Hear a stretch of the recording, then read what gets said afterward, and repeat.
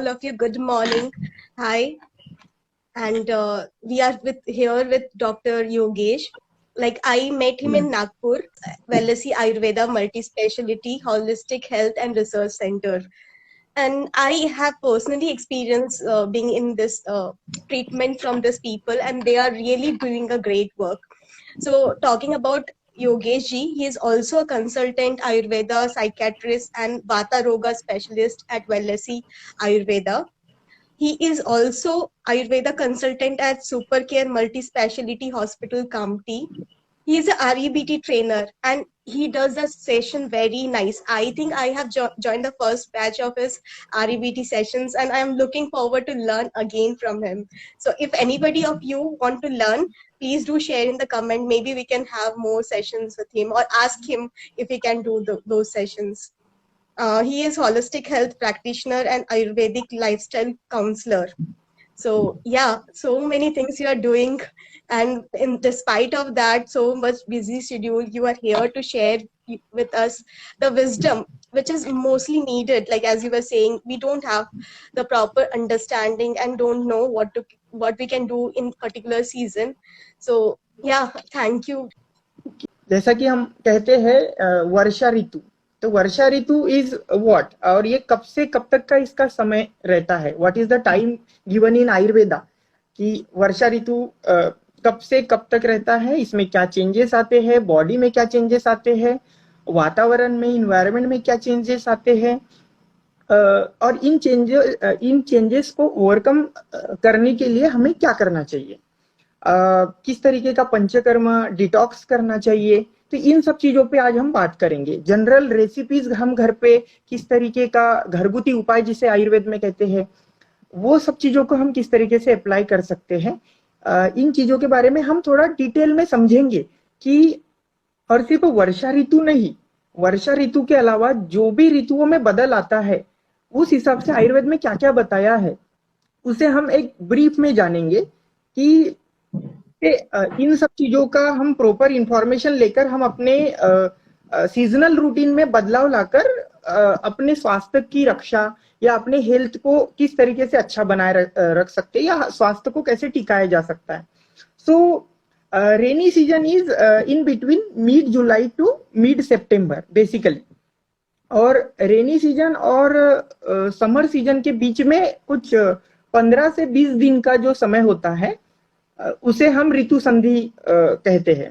So mid July to mid September ये वर्षा ऋतु कहा जाता है। इसके जस्ट पहले जून महीने में ऋतु संधि काल होता है। ऋतु संधि काल मीन्स 2 सीजन के बीच का एक ऐसा ट्रांजिशन फेज, या एक ऐसा ट्रांजिशन ऋतु का एक ट्रांजिशन फेज जिसमें हमें ऋतु में बदलाव, सीजन में जो चेंजेस आ रहे हैं उसको ओवरकम करके, उसमें भी जो हमें बॉडीली जो चेंजेस आ रहे हैं तो उसमें हमें प्रकृति में क्या बदलाव है वो हमें नोटिस होता है, वो हमें ऑब्जर्व होता है, और ये ऑब्जर्वेशन को देखकर हमें बॉडीली कैसे चेंजेस करना ये हमें पता चलता है। ऋतु संधि में क्या होता है जून महीने में कि एक तरफ समर सीजन एंड पे आता है और बारिश का सीजन शुरू होने वाला रहता है। तो इस बीच में जैसे जो फ्रूट्स भी, जैसे जामुन, ये 15-20 दिन के लिए वो जामुन जैसा फल उस सीजन में आता है। तो वो सीजन में जामुन जैसा फल क्यों आता है उसका भी बहुत बड़ा रीजन है।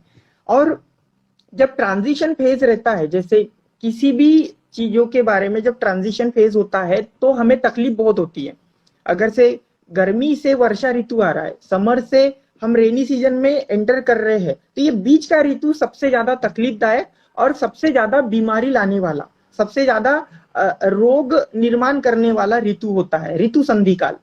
लेकिन हर सीजन में, जैसे रेनी सीजन स्टार्ट हुआ तो ये रेनी सीजन के जो 2-3 महीने हैं, ये 2-3 महीने में भी हमें क्या करना चाहिए, it is also very important. तो मैं वर्षा ऋतु पे फिर से वापस आता हूँ, और अब अपन बात करेंगे वर्षा ऋतु की। तो वर्षा ऋतु में सबसे बड़ी जो बात है, मैं सबसे पहले एक क्वेश्चन डालकर उसका आंसर देता हूँ। क्वेश्चन ये है कि what are the changes occur in the body और what are the changes in the metabolism due to the change in the atmosphere during rainy season.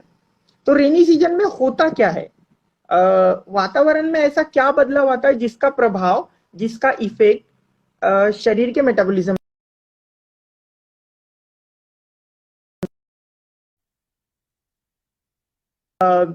एक बेसिक प्रिंसिपल है जो कि वात पित्त और कफ तीन दोषों पे, 3 दोष, 7 धातु और 3 मल पे ये डिपेंड है। इसका basic principle, the fundamentals of Ayurveda, मैं उसकी बात करूंगा।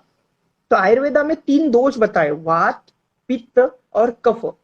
सो जब हम वात की बात करते हैं तो हमें ऐसा लगता है बॉडी में कुछ आर्थराइटिस हो गया या कुछ चीजें बढ़ गई या वात से रिलेटेड, जैसे किसी को कहते हैं कि इसको वात हो गया है और दिस इज वात रोगा। But vata has a very vast concept और very deep concept we can talk about. उसके बाद पित्त दोषा, पित्त दोषा मतलब डाइजेस्टिव फायर से रिलेटेड होता है, और पित्त मतलब सिर्फ एसिड नहीं। उसके बाद तीसरा दोष है कफ दोष। कफ दोष ये हम उसको म्यूकस कहते हैं या फिर गले में कफ बढ़ना, तो उसे म्यूकस से जोड़कर देखते हैं। But kapha is not just confined with such lower concept, means it has a broad concept, और इसके शरीर में इवन हमारी इमोशंस और मेंटल एस्पेक्ट से भी इसका संबंध आता है। सो वात पित्त और कफ ये तीनों भी दोष शरीर में हर ऋतु में बदलते हैं। मतलब रेनी सीजन आया तो इसका बैलेंस बिगड़ता है, शरद ऋतु आया, ऑटम आया तो इसका बैलेंस बिगड़ता है, उसके बाद विंटर में इसका बैलेंस अलग तरीके से बिगड़ता है। तो वातावरण में बदलाव आने के साथ साथ हमें ये नहीं पता होता है कि, और ये खासकर अभी पिछले कुछ सालों से हो रहा है, पहले के लोगों को पता था कि मौसम में बदलाव आने के साथ साथ मुझे अपने खान पान में या अपनी दिनचर्या में क्या बदलाव करना चाहिए। हर कोई जानता था कि सीजनल रूटीन क्या है, डेली रूटीन क्या है, और उसके अकॉर्डिंग वो बदलाव करता था। तो अभी जो हम भूल गए हैं उसे वापस लाना है। So I will back on the topic vata pitta कफ। तो वात पित्त कफ के कॉन्सेप्ट को मैं और समझाता हूँ इसको पंचमहाभूत के एस्पेक्ट में, कि वर्षा ऋतु में ऐसा क्या होता है जिससे कि वात बढ़ जाता है या पित्त शरीर में जमा होने लगता है, एसिड वाला जो सिक्रेशन है वो पेट में जमा होने लगता है, और उसका बॉडी में क्या चेंजेस होता है। पंचमहाभूत के कॉन्सेप्ट में 5 एलिमेंट्स है, जैसा कि हम सभी जानते हैं कि पृथ्वी, जल, तेज, वायु और आकाश। पृथ्वी मतलब अर्थ एलिमेंट, उसके बाद जल मतलब वाटर एलिमेंट, तेज मतलब फायर एलिमेंट, उसके बाद वायु मतलब एयर एलिमेंट, और सबसे आखिरी में आता है आकाश मतलब ईथर एलिमेंट। तो ये जो वात पित्त और कफ है, वात बनता है अर्थ और जल वाले यानी वाटर एलिमेंट से, जो तेज बनता है वो बनता है फायर एलिमेंट से, और कफ बनता है वात बनता है एयर और आकाश एलिमेंट से।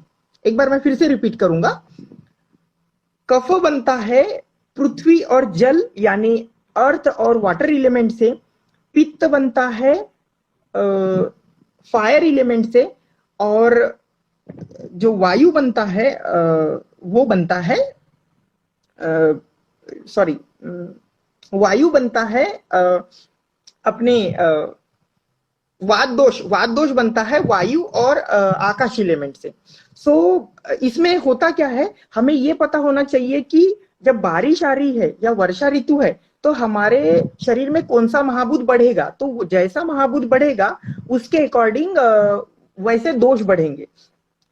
वर्षा ऋतु में क्या होता है, शरीर में वात बढ़ रहा है मतलब हमारे शरीर में वायु दोष और आकाश दोष ये दोनों भी बिगड़ जाते हैं, इसका इम्बैलेंस हो जाता है। और जब भी इक्विलिब्रियम चेंज होता है, जब भी इक्विलिब्रियम बिगड़ा यानी संतुलन बिगड़ा, तब हमारे शरीर में चेंज आकर मेटाबॉलिज्म बिगड़ता है। तो मैं इसे और डिटेल में समझाना चाहूंगा कि इन्वायरमेंट में क्या होता है, बहुत ज्यादा बारिश आना शुरू हो जाता है। ऋतु संधि में तो क्या होता है कि थोड़ा सा गर्मी कम होकर बारिश बढ़ना शुरू होता है। बट जब टोटली वर्षा ऋतु शुरू हो जाए, जब पूरी तरीके से बारिश का सीजन शुरू हो जाए, तब एक्चुअली क्या होता है बॉडी में। तो जैसा कि हम जानते हैं बहुत ज्यादा बारिश हो रही है, तो हम इसको एक कॉमन सेंस लगाकर भी समझ सकते हैं कि बारिश आ रही है तो जल तत्व यानी वाटर एलिमेंट वातावरण में बढ़ गया। और पृथ्वी तत्व इसलिए बढ़ता है क्योंकि जल तत्व जहां पे ज्यादा बढ़ जाए वहां पे पृथ्वी में घनता आ जाती है, डेंसिटी बढ़ जाता है। जो जमीन का डेंसिटी या कोई भी जो पदार्थ हम खा रहे हैं उसका घनत्व बढ़ जाता है। घनत्व या उसमें जो एक भारीपन या एक जो बोलते हैं कि जो पदार्थ में जो लाइटनेस रहता है वो कन्वर्ट हो जाता है अर्थी, मतलब एक अर्थी एलिमेंट में। उसमें पृथ्वी तत्व, जैसे हम एक सिंपल सा उदाहरण देकर समझाता हूँ।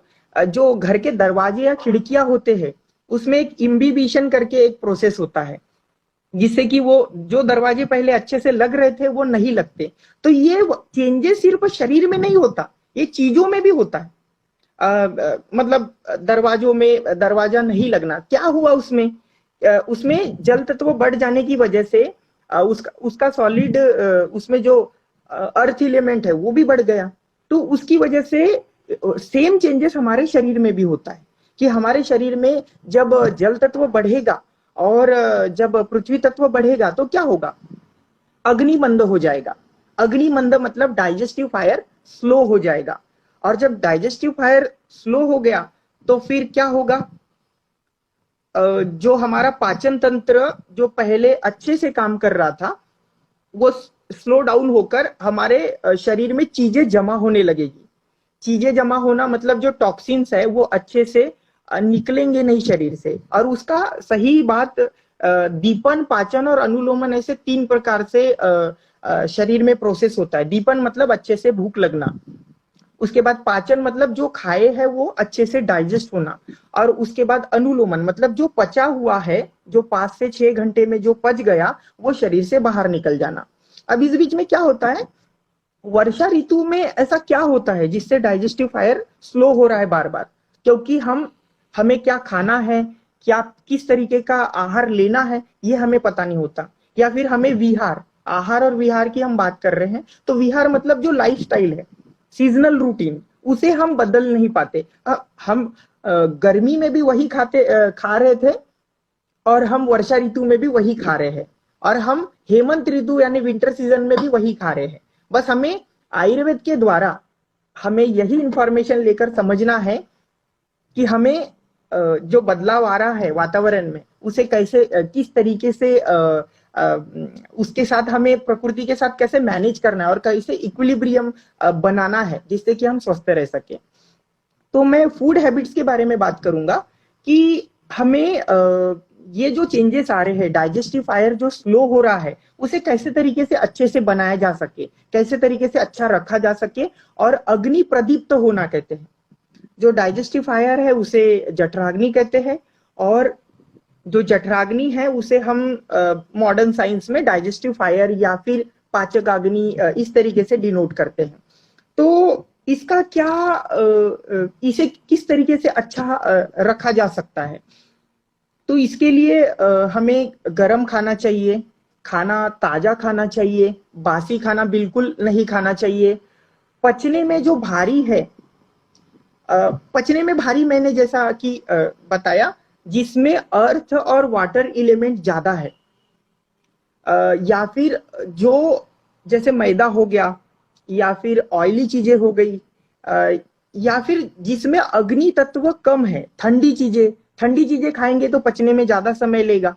तो इस तरीके से हमें बॉडी में चेंजेस लाने के लिए और शरीर में ऐसे शरीर की अग्नि को अच्छा बनाए रखने के लिए हमें ये सब चीजों का प्रयोग करना चाहिए। अगर से किसी चीज में, किसी द्रव्य में या किसी फूड में हमें वायु और आकाश तत्व और तेज तत्व यानी फायर एलिमेंट, एयर एलिमेंट और आकाश तत्व वाले जो आहार है ऐसे लेना चाहिए। जैसे आयुर्वेद में 6 रसों का समावेश किया गया है: मधुर, अम्ल, लवण, कटु, तिक्त, कषाय। तो मधुर, अम्ल, लवण, मधुर मतलब मीठा, अम्ल मतलब खट्टा, और लवण मतलब नमकीन, सॉल्टी। उसके बाद कटु तिक्त कषाय। कटु मतलब तीखा और तिक्त मतलब कड़वा और कषाय मतलब तुरट। तुरट मतलब लाइक जैसे हम आंवला खाते,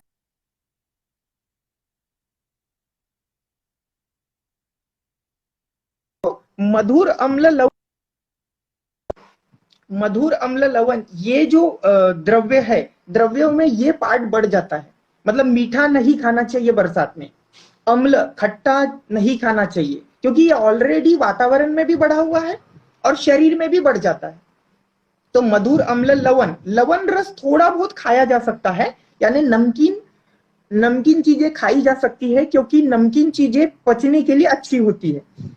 तो ये जो अम्लता यानी जो एसिडिक जो कंटेंट जो द्रव्यों में या फूड्स में बढ़ा हुआ है, नेचर में बदलाव आने की वजह से, नेचर में चेंजेस आने की वजह से, तो हम उसे सप्रेस करने के लिए कटु तिक्त कषाय द्रव्यों का प्रयोग कर सकते हैं। कटु तिक्त कषाय मतलब, कटु मतलब मैं फिर से बताता हूँ, कटु मतलब कड़वा, तिक्त मतलब सॉरी, कटु मतलब तीखा, तिक्त मतलब कड़वा और कषाय मतलब एक पंजेंट टाइप, उस तरीके का जो होता है, आंवला खाने के बाद जिस तरीके का टेस्ट आता है, तुरट उसे मराठी में कहते हैं। तो ये चीजें हमें पाचन में मदद करती है। तो कटु तिक्त कषाय युक्त आहार का हमें सेवन करना चाहिए। और खाने में जैसे हमें काली मिर्च, सौंठ, पुदीना और सेंधा नमक, उसके बाद धनिया, ऐसे चीजों का छौंका लगाकर, ऐसे चीजों को तेल में डालकर, कम तेल में डालकर उसका छौंका लगाकर, उसमें जो भी मूंग दाल की खिचड़ी या फिर एक आरन करके कॉन्सेप्ट है आयुर्वेद में। आरन मतलब ये जितने भी जो कड़ धान्य है, जो पुराने जितने भी पल्सेस, इन चीजों को अच्छे तरीके से फ्राई करके उनको पहले फ्राई कर लेना चाहिए और फिर उनको लिक्विड या वाटरी बनाकर उनसे गरम गरम सूप जैसा तैयार करके खाना चाहिए।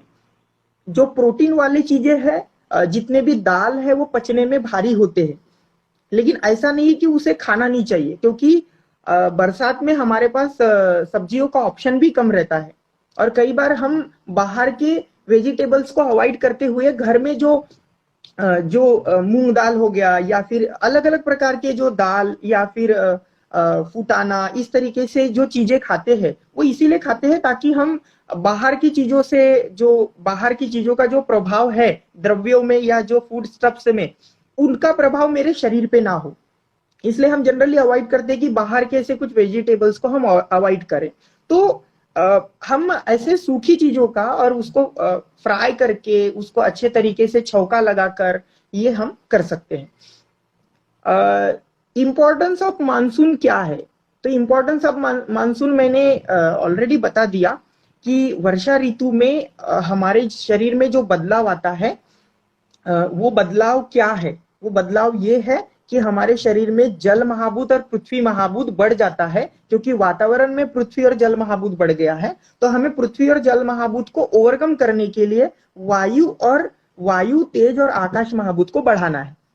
तो हमें हमारे शरीर में जो जल और पृथ्वी महाभूत ऑलरेडी बढ़ गया है, उसे हमें चेंज करने के लिए वायु, तेज और यानी तेज महाभूत का प्रधानता वाले जो द्रव्य है उसे बढ़ाना है, सिंपल सी बात। तो ये हमें चेक करते आना चाहिए। फॉर एग्जाम्पल मैं बताता हूँ, अभी फल भाजियां बहुत ज्यादा आते हैं। फल भाजियां मतलब फ्रूट्स जैसे दिखने वाले वेजिटेबल्स। तो फ्रूट जैसे दिखने वाले वेजिटेबल्स में परवल हो गया, करेला है, उसके बाद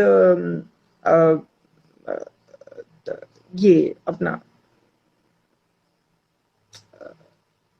उसे क्या कहते हैं, करेला, परवल, इस तरीके से जो तीखी यानी जो कड़वे जो चीजें हैं, तो कटु तिक्त कषाय ऐसे वाले जो द्रव्य है, इस तरीके के द्रव्यों का हमें सेवन करना चाहिए।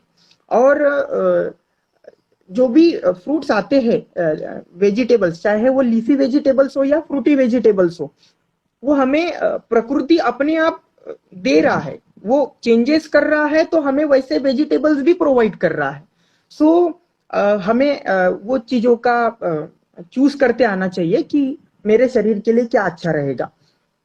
उसके बाद जो डाइजेस्टिव फायर रिड्यूस हो गया है, हाउ टू इनहेंस दैट, और अपने शरीर का केयर कैसे कर सकते हैं। अब मैं विहार की बात करूंगा। दिनचर्या जो होती है, उस विहार विहार मतलब दिनचर्या, रूटीन किस तरीके से होना चाहिए। तो सुबह उठकर हमें ब्लैक टी या फिर ग्रीन टी लेना चाहिए, या फिर किसी भी प्रकार का सूप लेना चाहिए। सूप में जैसे पंचकोल बताया है। पंचकोल मतलब पिपली, चव्य, चित्रक, सोठ। पिपली, पिपली मूल, चव्य, चित्रक, सोठ। पिपली मतलब एक पिपली करके एक द्रव्य आता है जो रसायन के रूप में काम करता है।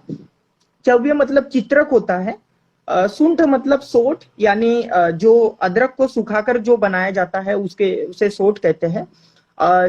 चव्य, चित्रक, सोठ, इस प्रकार का। दालचीनी, इलायची, ये सब मसालों का प्रयोग करना चाहिए। गरम खाना खाना चाहिए, और किसी भी सब्जी में हम इन द्रव्यों का प्रयोग कर सकते हैं। लेकिन अगर से आपकी पित्त प्रकृति है तो इसे हमें बहुत कम मात्रा में यूज करना चाहिए। लेकिन किसी भी प्रकृति के व्यक्ति ने इन चीजों का यूज करने से हमारा पाचन तंत्र, हमारा जो डाइजेस्टिव फायर है, हमारा जो तेज तत्व है शरीर में, वो अच्छे से काम करने लगता है।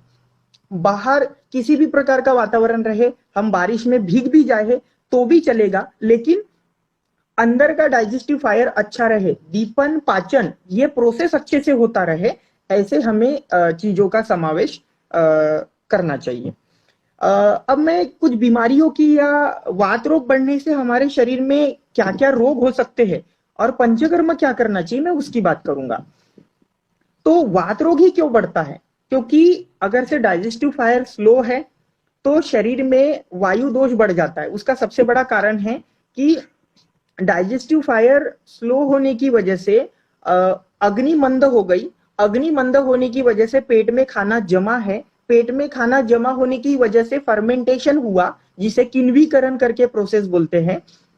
किण्वीकरण होने की वजह से या फर्मेंटेशन होने की वजह से जो खाना जमा हुआ है शरीर में, वो गैसेस तैयार करता है, जिसे हम फ्लैटुलेंस कहते हैं।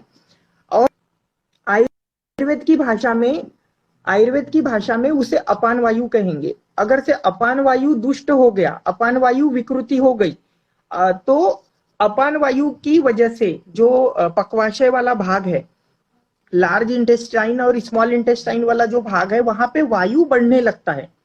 अब वो वायु एक किस प्रकार का है? तो जो खाना नहीं पचा है उसकी वजह से तैयार हुआ है, और वो अपान वायु पक्वाशय को छोड़कर, यानी इंटेस्टाइन के भाग को छोड़कर पूरे शरीर में फैलने लगता है।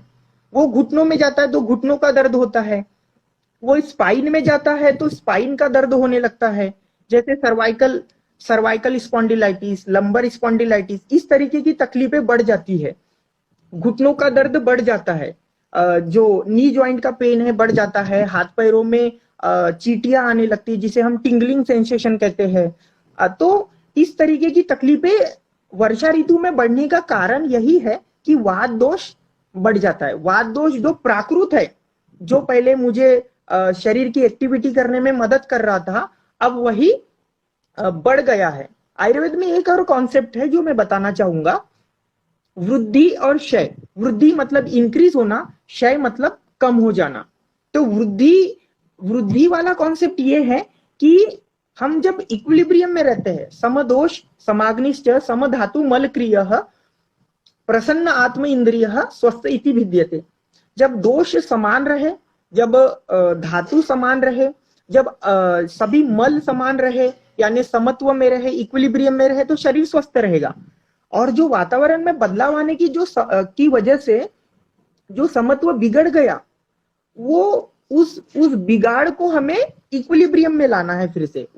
उस जो इंक्रीज जो हो गया या जो कम हो गया, उसको हमें जब समत्व में लाना है तो हमें फिर से कुछ ऐसी चीजें करना पड़ेगा जिससे कि वो बैलेंस में आ जाए। तो जो अपान वायु बिगड़ गया है, जो वात दोष बिगड़ गया है, उसे हमें जगह पे लाना है, उसको उसके जगह पे लाना है, पक्वाशय में फिर से वापस लाना है। एक उदाहरण देता हूं, जब हम अपना घर छोड़कर दूसरे के घर पे जाते हैं तो क्या होता है कि यानी वात दोष अपना घर छोड़कर वो घुटनों में जा रहा है, वो मन्या में जा रहा है, स्पाइन में जा रहा है। तो उससे क्या होता है कि वो दूसरों को बिगाड़ने लगता है, वो दूसरों को दूषित करने लग जाता है। तो ये जो दूषित वात है उसको ठीक करने के लिए आयुर्वेद में बस्ती करके पंचकर्म बताया है। बस्ती मतलब मैं उसे एनिमा तो नहीं कहूंगा, बट हम अगर से समझाने के लिए उसे मेडिकेटेड एनिमा ही कहेंगे। बस्ती में क्या होता है, ये जो विकृत दोष है उसको निकालने के लिए उसको निकालने के लिए एक पंचकर्म का प्रोसेस होता है। उस प्रोसेस में ये होता है कि जो वात दोष शरीर में फैल गया है उसे हमारे पक्वाशय में फिर से वापस लाना और उसको मोशंस के द्वारा बाहर निकाल देना। तो बहुत सारे लोग समझते हैं कि एनीमा ये जो प्रोसेस है ये पेट साफ करने का प्रोसेस है, बट ये पेट साफ करने का प्रोसेस नहीं है। ये शरीर में जो वात दोष बढ़ा हुआ है उसे निकालने की प्रक्रिया है, उसे निकालने का प्रोसेस है, ताकि जो ऑलरेडी जो बढ़ा हुआ वात है उसे हम निकाल सके, जिससे कि हमारे शरीर में जो पेन हो रहा है या जो दर्द हो रहा है या जो वात रोग हो रहा है, ज्वाइंट्स पेन होना, इस तरीके की जो अलग अलग चीजें हैं वो बैलेंस हो सके। बस्ती के बहुत अलग अलग प्रोसेस है, उसके लिए आपको आयुर्वेदा कंसल्टेंट से बात करनी चाहिए और उसके बारे में प्रॉपर इंफॉर्मेशन लेकर वो वर्षा ऋतु में 7 से 8 दिन का जो प्रोसेस होता है वो करना चाहिए। वेलेसी आयुर्वेदा में भी बस्ती का प्रोसेस होता है, और जहां पे भी आपको आयुर्वेदिक क्लिनिक दिखे या पंचकर्म सेंटर दिखे तो अपने शरीर में होने वाली बदलाव की वजह से जो वात रोग हो गया है, अगर से आपको ये नोटिस होता है या ऑब्जर्व होता है तो you should go for Basti procedure. उसके बाद मैं एक और चीज पे नोटिफाई करना चाहूंगा कि जैसे भजिया और पकोड़ा, भजिया पकोड़ा और चाय हम बड़े चाव के साथ लेते हैं, तो वो हमारे शरीर में क्या करता है, जितना वो हमें खाने में टेस्टी लगता है, जितना हम पकोड़ा खाने के बाद हम तुरंत चाय पी लेते हैं, जितना हमें वो खाने में मजा आता है। बारिश आ रही है और एक सिचुएशन एक आप विजुअलाइज कीजिए कि बारिश आ रही है, गरम गरम पकोड़े खाएंगे, चाय पिएंगे, ये सुनकर और ये जब हम खाते हैं तब हमें बड़ा अच्छा लगता है। लेकिन जब 4-5 घंटे बाद या फिर 12 घंटे या 24 घंटे बाद जो हमारे शरीर में बदलाव आता है, वो ये बदलाव आता है कि जो पकोड़े हैं वो बेसन से बने हुए हैं और हम उसको तेल में उबाल रहे हैं, तेल में फ्राई करके निकाल रहे हैं, तो ये हमारे शरीर में वात और पित्त दोषों को और ज्यादा बढ़ा देता है ड्राई होने की वजह से। उसके बाद हम चाय पी रहे हैं तो चाय भी पित्त दोष का संचय करता है, हमारे शरीर में एसिडिटी को बढ़ा देता है, हमारे शरीर के जो हमारे आमाशय का जो स्टमक का जो एसिडिक नेचर है उसको बढ़ा देता है, पीएच लेवल को बढ़ा देता है। तो हमको ये पीएच लेवल को बढ़ने भी नहीं देना है, यानी हमको जो पित्त संचय हो रहा है उसको भी बढ़ने नहीं देना है, और जो पेट में जो खाना नहीं पच रहा है उसे यानी डाइजेस्टिव फायर स्लो होकर जो वात दोष बढ़ रहा है उसे भी नहीं बढ़ने देना है। बहुत सारे लोगों को वर्षा ऋतु में या फिर क्लाउडी एटमॉस्फेयर में, जिसे हम दूरबीन कहते हैं आयुर्वेद में, इस सीजन में से अर्टिकेरिया होता है, शीत पित्त जिसे कहता है, एलर्जिक कंडीशन आती है, छोटे छोटे लाल कलर के रैशेस आते हैं। तो हम उसके लिए सिट्रेजिन जैसी एंटी एलर्जिक मेडिसिन लेते हैं, एविल करके एंटी एलर्जिक मेडिसिन लेकर उसको सप्रेस करने की कोशिश करते हैं। बट अगर से हम ये समझ जाए कि जो पेट में जो पित्त तैयार हुआ है, जो पेट में जो एसिड तैयार हुआ है, उसको वायु क्या कर रहा है, पेट का जो वात है वो शरीर में फैला रहा है। तो देखिए क्या होता है, जब भी शीत पित्त होता है, जब भी ये अर्टिकेरिया, ये जो भी एलर्जी कंडीशन आती है, तब शरीर में क्या होता है, सबसे पहले तो हमने पकोड़े खा लिया और उसके ऊपर चाय पी लिया, या ये हर किसी के शरीर में नहीं होता, ये भी मैं एक बात बता देता हूं, ये हर किसी के शरीर में नहीं होता। जिन लोगों की वात प्रकृति है या जिन लोगों की पित्त प्रकृति है और जिन लोगों के शरीर में वात दोष अचानक से बढ़ गया मौसम में बदलाव आने की वजह से, उनके शरीर में ये चेंजेस आते हैं। तो जब भी ऐसा होता है, इसके पीछे का मैं कॉन्सेप्ट बताता हूँ, होता क्या है actually, what goes on in our stomach. तो इस समय में जो पित्त बढ़ गया है, उस पित्त को पेट का जो वायु वो शरीर में फैलाने का काम करता है। वायु यानी जैसे देखिए, कोई कचरा हमने एक बाहर फेंक दिया और बहुत ज्यादा हवा चली, तूफान आ गया, तो वो कचरा एक जगह से दूसरी जगह पे चले जाता है। सेम क्या होता है, हमारे शरीर में जो विकृत, जो इम्प्योर जो वाद बना है खाना नहीं पचने की वजह से, डाइजेस्टिव फायर स्लो होने की वजह से, वो वायु पेट के पित्त को, और पेट का जो पित्त है वो भी प्राकृत नहीं है, मतलब वो नॉर्मल नहीं है, क्योंकि वो प्राकृत रहा तो वो अच्छे से डाइजेशन करेगा, अच्छे से पाचन करेगा, दीपन करेगा, लेकिन वो विकृत बना तो वह विकृत दोष, वह विकृत पित्त वायु की वजह से पूरे शरीर में फैलने लगता है। पूरे शरीर में फैलने लगा तो वो रैशेस लाने लगता है, वो ब्लड में चले जाता है, इसलिए रैशेस आने लगते हैं। तो that we called allergic conditions. So एक और टॉपिक पे मैं बोलना चाहूंगा, that is lethargic and sleepy. So जैसे ये सीजन में बहुत लोग दिन को सो जाते हैं, दीवा स्वाप जिसे कहते हैं, आयुर्वेद में उसे दीवा स्वाप कहते हैं। दीवा स्वाप मतलब एक प्रकार का हेतु सेवन होता है। हेतु सेवन यानी जिन कारणों की वजह से हमारे शरीर में तकलीफ होती है। हेतु मतलब कारण, तो एक कार्य कारण भाव बताया है आयुर्वेद में, उसे हम अगर से अच्छे से समझ ले तो हम कभी भी प्रज्ञा अपराध नहीं करेंगे। प्रज्ञा अपराध मतलब गलतियां नहीं करेंगे। आयुर्वेद में एक चीज बताई है, प्रज्ञा अपराध। प्रज्ञा अपराध मतलब हमें पता होने के बाद भी उन चीजों को खाना, हमें पता होने के बाद भी गलतियां करना, उसे प्रज्ञा अपराध कहा गया है। तो हेतु सेवन यानी दही नहीं खाना चाहिए, फिर भी हमने दही खाया। वर्षा ऋतु में दही खाने से अग्नि मंद होता है, ये मुझे पता है, फिर भी मैंने दही खाया और उसकी वजह से डाइजेस्टिव फायर स्लो हो गया, क्योंकि मैंने टेस्ट के लिए खाया। तो ये प्रज्ञा अपराध माना जाता है। और कार्य कारण भाव के बारे में बताऊंगा। कार्य कारण भाव ये है, हर चीजों के पीछे, हर कार्य के पीछे एक कारण होता है। अगर से एक पेड़ उगा है तो वो बीज, उसका बीज जमीन में डालकर उसको पानी दिया गया, तब वो जाके बड़ा पेड़ तैयार हुआ। तो हर चीजों के पीछे एक कारण होता है। हमारे शरीर में अगर से कुछ बदलाव होता है तो उसके पीछे कुछ कारण है। तो इसे हेतु सेवन कहते हैं कि कुछ तो भी गड़बड़ चीजें खा लेना, फिर वो चीजें शरीर में बढ़ जाना, तो कार्य होने के पीछे एक कारण है। तो ये कार्य कारण भाव को भी आप ध्यान में रखिए कि मौसम में बदलाव आया तो मुझे कारण पे ध्यान देना है। मुझे शरीर में बीमारी हो गई, मुझे सर्दी, खांसी, बुखार या बॉडी में पेन हो रहा है, किसी भी प्रकार का वात रोग से मैं ग्रसित हूं, या कोई एक्यूट कंडीशन क्रोनिक कंडीशन में बदल गई, तो इसके पीछे कारण मेरा खान पान है और मेरी दिनचर्या है, आहार और विहार। तो वही हम वर्षा ऋतु में बात कर रहे हैं। और लिथार्जिक और स्लीपी क्यों लगता है, उसके पीछे का कारण ये होता है कि अग्नि मंद है, डाइजेस्टिव फायर स्लो है, पृथ्वी और जल तत्व शरीर में बढ़ गया है, अर्थ और वाटरी एलिमेंट शरीर में बढ़ गया है। तो फिर हम ऐसा चीज खाकर दिन को सो जाते हैं, या फिर हम नहीं भी सोए तो हमें स्लीपी जैसा लगने लगता है, लिथार्जिक लगने लगता है। उसका सबसे बड़ा कारण यही है कि आपने खाना हेवी खाया, खाना ऐसी चीजें खाया जो पचने में भारी है।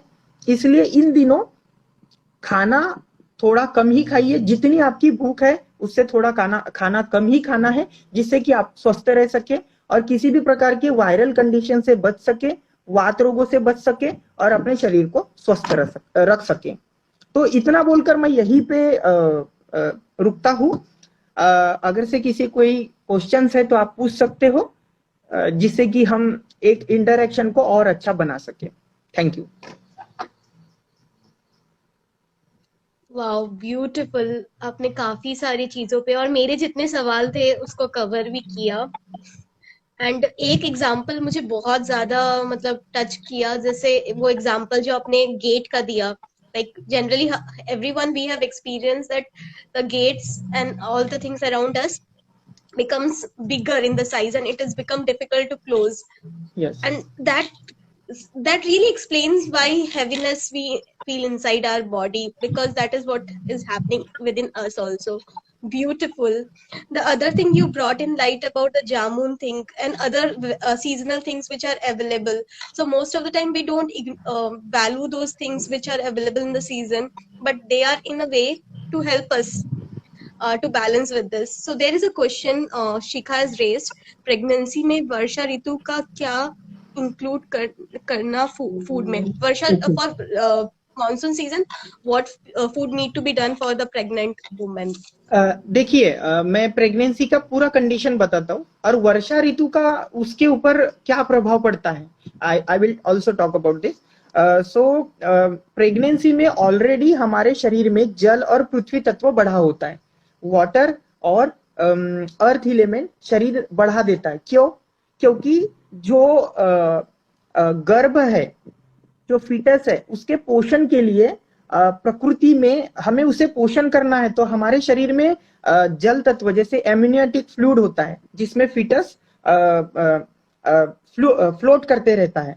तो ये एमनियोटिक फ्लूइड भी जल तत्व है. हम एक कॉमन सेंस या एक सेंस के आधार पे भी अगर से समझते हैं शरीर को, तो शरीर हमें बता देता है कि हमें क्या बदलाव करना है.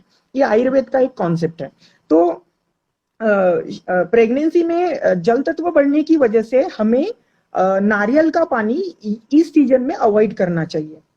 नारियल का पानी बहुत अच्छा माना जाता है प्रेगनेंसी में, लेकिन नारियल का पानी, नारियल की मलाई या जो बहुत ज्यादा वाटरी एलिमेंट है, इन चीजों को अवॉइड करना चाहिए. और अगर से हमें प्रेगनेंसी में अपना पाचन भी अच्छा रखना है, क्योंकि बहुत सारे कंडीशंस में क्या होता है कि नौशिया होता है, नौशिया लगना या फिर भूख नहीं लगना, प्रेगनेंसी में गैसेस भी होना, फ्लैटुलेंस होना, ये बहुत कॉमन कंडीशन होती है. या फिर बहुत सारे प्रेगनेंसी के कंडीशन में PIH करके एक कंडीशन होती है, प्रेगनेंसी इंड्यूस्ड हाइपरटेंशन. तो ये हाइपरटेंशन होने का सबसे बड़ा कारण भी यही होता है कि हमारा पाचन मंद होता है, डाइजेस्टिव फायर मंद होता है. तो इस सीजन में हम डॉक्टर की सलाह अनुसार कुछ आयुर्वेदिक दवाइयां ले सकते हैं जिससे कि हमारा जो पाचन है थोड़ा अच्छा रहे, लेकिन हम ज्यादा दवाइयों का प्रयोग नहीं कर सकते.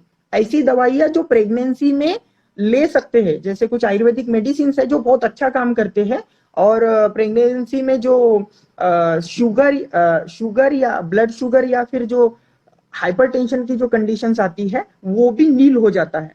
आपके expected date of delivery EDD के तक के वो पूरा कंडीशन नॉर्मल हो जाती है. तो ऐसी भी बहुत सारी दवाइयां हैं, लेकिन हम घरगुती उपाय में ऐसी चीजों का समावेश करें जो हमारे डाइजेस्टिव फायर को अच्छा रखता हो और जो फीटस को भी नुकसान ना करे, हमारे गर्भ को भी नुकसान ना करे. ऐसी चीजें लेना, ऐसी चीजें अवॉइड करना जो बहुत ठंडी है, दही जैसे पदार्थ, बहुत ज्यादा ठंडे पदार्थ, फ्रीज की चीजें, पेरू, केला, इस तरीके के जो फ्रूट्स है वो अवॉइड करें. फाइबर वाली चीजें आप ले सकते हो, और थोड़ा काली मिर्च या मसाले का प्रयोग कम मात्रा में कर सकते हैं. बट प्रेगनेंसी में ये जो नारियल जैसी जो चीजें हैं ये फिलहाल में यानी जो जुलाई, अगस्त और सितंबर मंथ, अक्टूबर में आप ले सकते हैं, लेकिन ये तीन महीने के दौरान नारियल पानी अवॉइड करें. और नारियल पानी अगर से आपको पीना भी है तो नारियल पानी कम मात्रा में पीकर थोड़ा जो सूप है, गरम सूप, उसको ज्यादा यूज करें.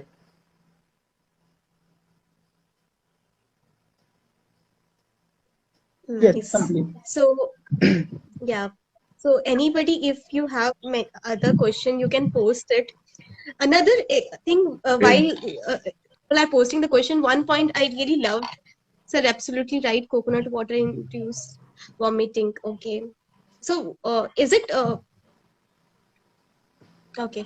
So one more point I really liked about the example which you said, ki like what people generally say, in the monsoon there are so many germs outside and that's why we get infected, but it is like our food which we have constantly kept the same while in every season, and that's why it is coming out, the arm is coming out basically. So that explanation was very beautiful. We generally blame the situation external entity but don't take care of our lifestyle and food. So thank you for bringing that point. मैं एक और चीज बोलना चाहूंगा कि ये जो germs वाला कॉन्सेप्ट है कि तो इसमें एक मॉडर्न साइंस का कॉन्सेप्ट है, होस्ट, इन्वायरमेंट और एजेंट. तो इन्वायरमेंट में जो चेंजेस आ रहे हैं, होस्ट हम हैं, इन्वायरमेंट में जो चेंजेस आ रहे हैं वो इन्वायरमेंट में आ रहा है, और एजेंट, एजेंट मतलब वायरस, बैक्टीरिया, ये सब चीजें, यानी जर्म्स की बात जो हम कर रहे हैं।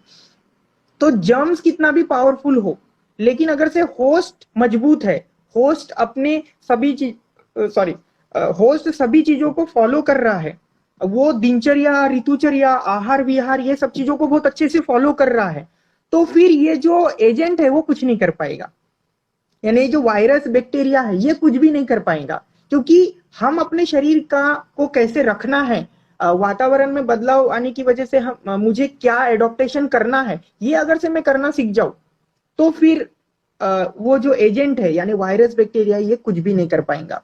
और इन्वायरमेंटल जो चेंजेस है, हम प्रकृति से जुड़े हुए हैं, तो प्रकृति के बदलाव को हमें बहुत अच्छे तरीके से समझते आना चाहिए, ऑब्जर्व करते आना चाहिए। ऑब्जर्व करने के लिए इंफॉर्मेशन और नॉलेज बहुत जरूरी है, तो हमें नॉलेज और इंफॉर्मेशन समय समय पे उन लोगों से लेते रहना चाहिए जिन लोगों को इसके बारे में जानकारी है। So, for all the viewers who is watching, you can follow Dr. Yogesh and see this video and get in touch with him. You can follow Velasi Ayurveda to get more updates from their team and be in touch with them. So, meanwhile, Dr. Yogesh, do you have time to take more questions, or should we stop here today? Yes, we can take more questions. Okay.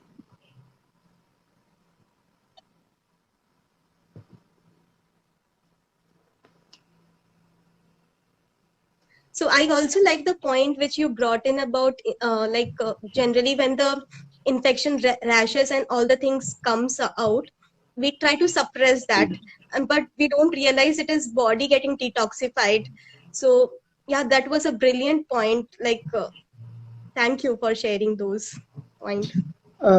एक और चीज मैं बताना चाहूंगा कि कई बार क्या होता है, हम जब बाहर निकलते हैं टू व्हीलर से, फोर व्हीलर में है तो कोई बात नहीं, बट जब हम टू व्हीलर से या फिर खुली हवा को डायरेक्टली अपने शरीर को लगने देते हैं, तो होता क्या है, एक्चुअली होस्ट मजबूत है तो कुछ नहीं होगा, बट समटाइम्स किसी किसी की वात प्रकृति होती है या कफ प्रकृति होती है, तो उनके शरीर में ये जो कान और नाक को ठंडी हवा लगने से बचाना चाहिए, क्योंकि बहुत ज्यादा ठंडी हवा का डायरेक्ट सेवन करने से भी हमारे शरीर में वात प्रकोप होता है। क्योंकि एक श्लोक में कहना चाहूंगा, पक्वाशय कटि शक्ति श्रोतास्ति स्पर्शेंद्रियम स्थानम वात्सय तत्रापि पक्वाधान विशेषतः। तो ये जो मैंने श्लोक कहा, इसमें ये बताया गया है कि पक्वाशय यानी इंटेस्टाइन, कटि मतलब कमर, शक्ति मतलब दोनों जंघाएं, थाइस, और स्पर्शेंद्रियम मतलब त्वचा। तो ये त्वचा में भी ठंडी हवा लगने से वात प्रकोप होता है, क्योंकि ये जितनी भी मैंने जो जगह बताया, पक्वाशय, कटि मतलब कमर, शक्ति मतलब थाई, और स्पर्शेंद्रियम मतलब त्वचा, और एक है कर्णेंद्रिय यानी कान। तो इनको ठंडी हवा लगने से भी वात प्रकोप होकर हमारे शरीर में पेन निर्माण हो सकता है। सो अगर से हम थोड़े जैसे हाथों को ऐसे रगड़कर गर्म हवा देते रहे कान को, नाक को, या मुंह बांध कर अगर से हम जाते हैं, तो फिर हमें वात प्रकोप नहीं होगा और हम ऐसे चीजों से बच सकते हैं। डायरेक्ट ठंडी हवा से बचे। Beautiful. Thank you for sharing. इस बीच में there is one more question which we have discussed, but we can actually give the summary of that point. That we feel very sleepy during the monsoon season. So how can we stop being lethargic in this time? हमें नींद आने का सबसे बड़ा कारण यह होता है कि हमने जो खाना खाया है वह खाना 6 घंटों में या 8 घंटों में अच्छे से डाइजेस्ट नहीं हो रहा है। खाना अच्छे से डाइजेस्ट नहीं हुआ तो जो वाटरी और जो अर्थ एलिमेंट है यानी पृथ्वी और जल तत्व वो शरीर में बढ़ गया, तो हमारे शरीर में स्त्रोतस होते हैं। स्त्रोतस मतलब खाली जगह। जैसे ये पेन है और ये पेन के अंदर एक रिफिल है, बट अगर से ये हॉलोनेस है तो ये पेन के अंदर जो हॉलोनेस है वो है आकाश तत्व, ईथर एलिमेंट। तो ये पंच महाभूत में जो आकाश तत्व, और ये आकाश तत्व जितना खाली रहेगा उतना शरीर में हल्कापन रहेगा, उतना हम एनर्जेटिक महसूस करेंगे। अब बरसात में, वर्षा ऋतु में क्या होता है कि ये जो स्रोतस है, ये जो खाली जगह है, ये भर जाता है। भर क्यों रहा है? क्योंकि खाना डाइजेस्ट नहीं हुआ, खाना डाइजेस्ट नहीं हुआ, और खाना डाइजेस्ट नहीं होने के कारण ये जो स्रोतस है, ये जो खाली जगह, ये भर गया।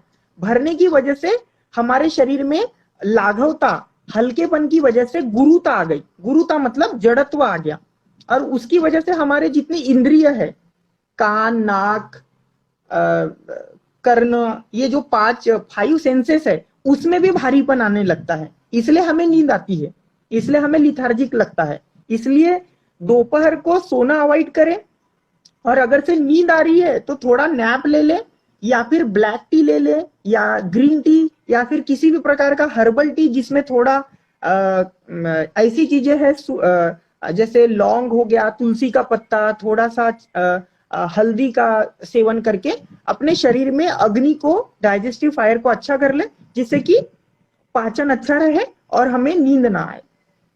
और दोपहर को सोना भी है तो खाली पेट सोए, और सोकर उठने के बाद कुछ ब्लैक टी या ग्रीन टी लेकर अपने अग्नि को प्रदीप्त कर ले, और उसके बाद फिर अच्छे से खाना खाए। लेकिन खाना 2 बजे के बाद नहीं खाना है, खाना 10 से 2 के बीच में खाना है, ताकि आपको नींद ना आए। और खाना खाकर तुरंत बिल्कुल नहीं सोना है, नहीं तो ये आपके शरीर में बीमारियों का घर तैयार करेगा, आपका शरीर बीमारियों का घर हो जाएगा। तो स्लीपी आने का सबसे बड़ा कारण यही है कि हमारा खाना एक तो अच्छे से डाइजेस्ट नहीं हुआ है, और अच्छे से डाइजेशन नहीं होने के बाद भी हम ऊपर से और ज्यादा मात्रा में खाना खा रहे हैं। सिंपल सा एक तरीका है ये। सो इसी कारण की वजह से हमें नींद आता है। Beautiful. And आपने बोलते हुए you said up also point that our ancient people was not facing those challenges, only we are facing. Maybe ancient time में इस period में they were fasting a lot because of this. Like अभी सावन का time है और लोग अलग अलग तरह की फास्टिंग करते हैं, तो शायद इसी चीज को बैलेंस करने के लिए वो लोग इतना फास्टिंग इस पीरियड के टाइम पे करते थे। यस, क्योंकि अभी चातुर्मास सभी जानते हैं, मराठी महीनों में या जो हिंदू कैलेंडर है उसके अकॉर्डिंग इसको चातुर्मास कहते हैं। अभी आषाढ़ महीना चल रहा है, उसके बाद श्रावण आएगा। तो इन दिनों में हल्का खाने का या उपवास करने का जो विधान बताया है वो उसी लिए है कि हम हल्का खाना खाकर, यानी जो हमारे त्योहार या फेस्टिवल्स होते हैं इस ऋतु में, वो उसी के लिए है। तो पहले के लोग समझदार थे, उसका कारण यही है कि उन लोगों को प्रकृति के साथ कैसे चलना वो अच्छे तरीके से आता था। लेकिन अब हम टेस्ट के लिए खाते हैं, अब हम जीभ के टेस्ट के लिए खाते हैं, तो हम सीजन का विचार नहीं करते। और मैंने कहा ना, प्रज्ञा अपराध, हमें मालूम होते हुए भी वो गलती करना, इसको प्रज्ञा अपराध कहते हैं। प्रज्ञा मतलब हमारा जो इंटेलेक्ट है वो हाईजेक हो गया है, किसकी वजह से? जीभ के टेस्ट की वजह से, ऐसा हम कह सकते हैं। So, मेरा एक सवाल है, बट वो मैं अभी नहीं पूछूंगी, but there is one question which I want to ask first. What are the precautions we can take for postpartum recovery during monsoon season, the first 40 days after delivery? Sorry, can you repeat the question? I mean, so उनका question है कि क्या क्या हम precaution ले सकते हैं ताकि पोस्टपार्टम रिकवरी से बच सके, specially during the monsoon season, और फर्स्ट 40 डेज आफ्टर डिलीवरी हमें क्या क्या चीजें ध्यान रखनी चाहिए?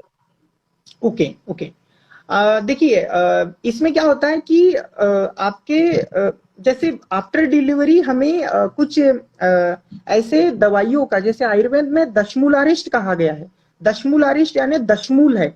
दशमूल में 10 द्रव्यों रहते हैं जो कि थोड़े गर्म भी होते हैं, थोड़े पाचक भी होते हैं। मैं आपको घरगुती उपाय भी बता रहा हूँ कि what we can do, but मैं कुछ मेडिसिन का इसलिए बोल रहा हूँ क्योंकि ये हमने पेशेंट्स में बहुत अच्छे रिजल्ट देखे इसके। तो दशमूलारिष्ट में दशमूल वाले द्रव्य होते हैं। ये आप कहीं भी जहाँ पे आपको हर्बल मेडिसिन मिलते हैं या जो चूर्ण अवेलेबल है, वहां से आप ये दशमूल के कंटेंट लाकर उसका काढ़ा बनाकर उसमें रोज आधा चम्मच गाय का घी डालकर इसका काढ़ा बनाकर रोज ले सकते हैं सुबह शाम। इससे क्या होगा, डाइजेस्टिव फायर अच्छा रहेगा और शरीर में वात नहीं बढ़ेगा। और आफ्टर डिलीवरी जो एक जो थोड़ा एक शरीर का इम्यूनिटी जो स्लो डाउन होता है और जो मिल्क सिक्रेशन है वो अच्छा हो, क्योंकि पाचन अच्छा रहेगा तो मिल्क सिक्रेशन अच्छा रहेगा और वो बच्चे के लिए अच्छा रहेगा। सो हमें ऐसे कुछ द्रव्यों का भी चयन करना चाहिए। और बाकी जो नॉर्मल रूटीन है जो सबके लिए अप्लाई होता है वो पीएनसी के कंडीशन में हमें यूज करना है। जो भी चीजें मैंने बताया, जैसे खाने पीने में जो चव्य चित्रक सोठ यानी चित्रक सोठ इलायची, हर सभी प्रकार के मसाले, लेकिन बहुत ही कम क्वांटिटी में यूज करना है। पंचकोलासो जैसे जो द्रव्य है उनका यूज कर सकते हो आप। पंचकोलासो यानी जो पंचकोल, जो मैंने अभी जो द्रव्यों का नाम लिया, जो मेडिसिन का नाम लिया, ऐसे कुछ ये मेडिसिन भी है और आपके घर में भी अवेलेबल है। ये मेडिसिन के रूप में भी यूज होता है और आपके घर में भी अवेलेबल है। ये हम जनरल पर्पस के लिए हम यूज करते हैं। इंडियन कल्चर में ऑलरेडी ये सब दवाइयों के रूप में यूज होते आया है, बट हमें थोड़ा अवेयरनेस बढ़ाना है कि ये चीजें शरीर में जाके क्या काम करती है। देखिए, एक मैं श्लोक कहूंगा, गुरु मंद हिम स्निग्ध श्लक्ष्ण सांद्र मृदु स्थिरा गुना स सूक्ष्म विशदा विंशति स विपर्यया। इसका मतलब ये होता है, इसमें गुरुवादी 20 गुण बताए गए हैं। गुरुवादी 20 गुण मतलब गुरु मंद, गुरु मतलब भारी, मंद मतलब स्लो, स्थिर मतलब बैलेंस, तो ये स्थिर, तो ये गुण बताए, या मतलब 20 गुण और 20 गुण के अपोजिट गुण। तो हमें ये समझना होगा कि वर्षा ऋतु में शरीर में कौन सा गुण बढ़ा है और वो गुण को सप्रेस करने के लिए उसके अपोजिट गुणों का उपयोग करना है। जैसे मैंने जब भी बताया कि मधुर अम्ल लवण कटु तिक्त कषाय, तो मधुर अम्ल लवण ये हमारे शरीर में बढ़ रहा है, तो कटु तिक्त कषाय ऐसे द्रव्यों का हमें खान पान में ध्यान रखना है, यानी हमको खान पान में यूज करना है, तो इससे हमारा शरीर स्वस्थ रहेगा। सो पीएनसी में भी, पीएनसी की कंडीशन में भी वही चीजें यूज करना है। शिखा जी, आप, आई होप आपका आंसर आपको मिल गया है। If you have any other further question to this you can add the following question, we can have another session also with you, Yes, yes, yes. Thank you so much, whatever you Kritika ji, for arranging this session. And मुझसे जितना हो पाया, मैंने जितना knowledge gain किया है या जो मेरे अनुभव है, मैंने उसके आधार पे आपको ये चीजें शेयर किया। और जो भी आयुर्वेद में बताया है, जैसा बताया है, मैंने वैसा ही बताने का कोशिश किया।